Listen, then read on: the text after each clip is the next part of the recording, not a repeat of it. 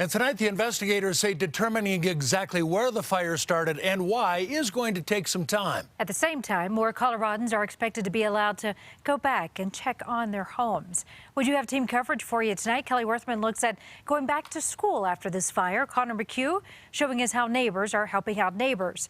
And CBS 4 investigator Brian Moss shows us video that may help out investigators. First, though, we want to get you updated on the latest developments. It is expected that people will be able to re-enter downtown Superior and the Spanish Hills neighborhood tonight. About 400 folks in that burn area are without electrical service and about 8,000 people without natural gas.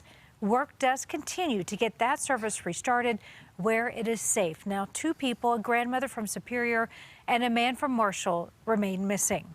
Investigators also asking for patience on the search for what started this fire.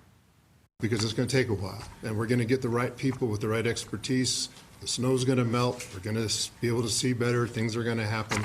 So we're going to do it well, and we're going to take our time. Copter 4 showing us the site where the sheriff believes the Marshall firestorm started. Now, at first, investigators thought it may have been sparked by a downed utility line. Well, now that focus has changed. Investigators are zeroed in on the area of Highway 93 and Marshall Road. That's a few miles south of Boulder. CBS 4 investigator Brian Moss begins our team coverage. Brian, you have what might be the earliest video of the fire. Also, you talked to the man who took that video. He said at first this all seemed very small and like a very routine fire, but that quickly changed. And now this video may help investigators as they try to identify how and where the Marshall fire started. I was going to the grocery store down in Superior. That's Boulder resident and former Colorado State Representative Jack Palmer, whose shopping trip was interrupted by this.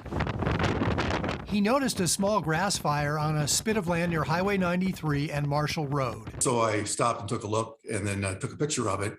It was so small at the time, Palmer said he was able to get within about 100 feet of it. Within moments, though, a shed on the property was also on fire. The wind was fierce. As he drove around the area, he noticed this one fire truck trying to deal with the flames and a ranger's pickup truck monitoring traffic. I think if there had been 2, maybe 4 or 5 trucks there, I think they could have doused the whole area pretty quickly. From a higher vantage point, he could see the wind start to propel the smoke.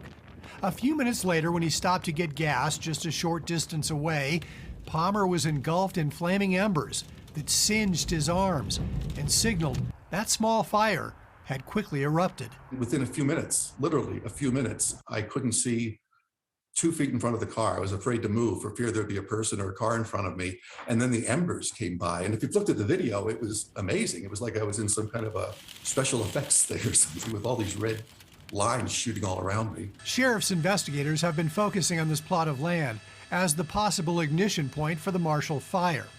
Jack Palmer wonders, with such dry conditions, if what happened here should make us reevaluate how we approach even small grass fires. Maybe we have to start assuming that every little grass fire could very quickly become the kind of devastation we saw. I mean, it burned down 3 cities.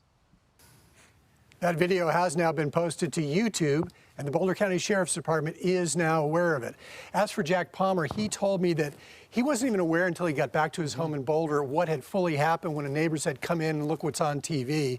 And that was that little fire that he had seen just about an hour or so earlier. His video really telling. All right. Thanks, Brian.